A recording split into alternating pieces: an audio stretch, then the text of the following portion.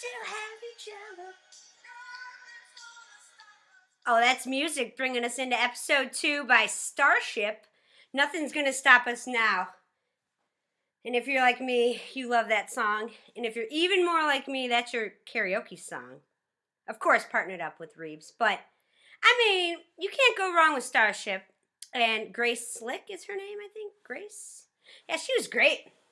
All right, so episode 2, we got a couple things to talk about.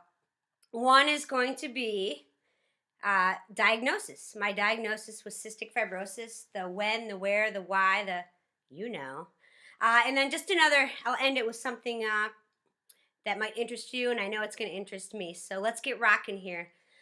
Cystic fibrosis. I was diagnosed in 1983 with CF. Back in the 80s, nobody really knew what it was, right? You'd open up a dictionary, and it'd be a paragraph this big, and it was pretty crappy news. Most life expectancy back then was late teens. It wasn't good. It was not good at all. So I'm born in 1982 in February, Pisces. I think I've said this before. And really small, 6 pounds, 10 ounces. And when they handed me to my mother, Deb, she knew that something just wasn't right. And we're still trying to figure out everything that's wrong with me because there's a lot. But she just had like the mother's intuition program where she knew something wasn't right. Sent me home from the hospital just like any other baby would go home. Early on, though, they noticed that when they would change my diapers, that they were not like my brothers who were normal, no CF. Everything I ate kind of went right through me, and I'd go back to my pediatrician, and I wasn't gaining weight. I had chronic ear infections, etc. They diagnosed me with failure to thrive when I was probably around 1 or so, and my parents didn't really love that. Another thing is I had some other intestinal issues that raised a really big red flag, but they sweat tested me for CF. It came back negative, which is pretty normal.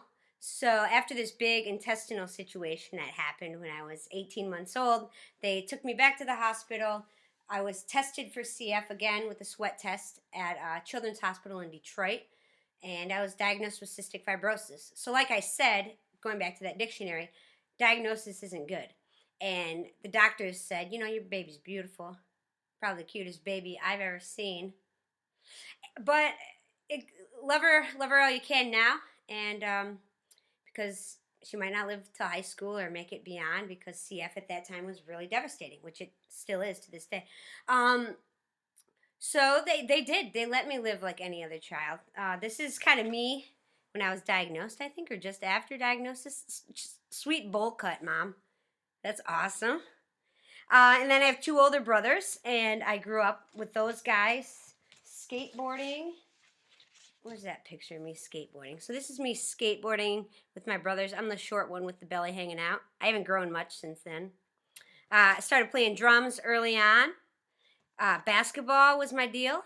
High points, 17-point high in one game. It was great. So my life has been great. Diagnosis, my parents were proactive. They did my chest physical therapies. I took my enzymes. They treated me like everyone else. And so did every other kid and every other family that I grew up with, and the teachers too. So that made a huge impact in my life and kind of leads me to where I am now. And diagnosis, but it's different today. You get diagnosed with CF, and you can go right on Google and search, and some of it's good information, and some of it's pretty damn scary. And sometimes parents need to filter what they read, and because it might not pertain to their child. So I know it's almost cool that I was born in the 80s. 1, because the music was awesome, and 2, there wasn't a lot of information. So my parents did it on their own, and they did a pretty good job. I'm just saying. So that's my diagnosis. Next week I'll talk more about other stuff, but I just wanted to fill you in on me real quick. And then this shirt I got today from my main man Dave, who owns Supino Pizzeria. If you're in Detroit or near Detroit, you got to go to this place. It's the best pizza in the land of the hand, and I've been to New York multiple times, and I've eaten probably every pizza there. This is better. Dave, I'll be in for my Rudy Huxtable real soon. All right, finally, I'm going to close with this. Some of you know that my 30th birthday is coming up February 21st. And it's 30, 30. Book 'em, Dano, right? I think I said that in episode 1 or the pilot, so that's pretty lame. So the birthday's coming. And if you didn't know, I found some gray hair. Big pieces this summer. And I'm going to embrace it. I'm okay with this. I'm embracing the gray hair. We were planning a big party, big fundraising, Rock CF 5th anniversary party. But when we were planning it, it's 1 month before the big Rock CF half marathon, 5K relay, big operation, the biggest day of my life. So we kind of put that weekend on hold. But what I'm asking instead of a party, and all of you guys to come to the party, and a lot of people were planning to fly in or drive in and bring guests and friends and really celebrate. I'm asking for people to donate $30. This is the European way. 30. 1, 2, 3. Look at those fingers. $30. I don't know how many people I want to donate $30, but it's a good number to go with since I'll be 30. So a place you can donate, and it goes to my M's Gray Hair campaign, which in turn goes to the Rock CF Rivers Half Marathon fundraising campaign.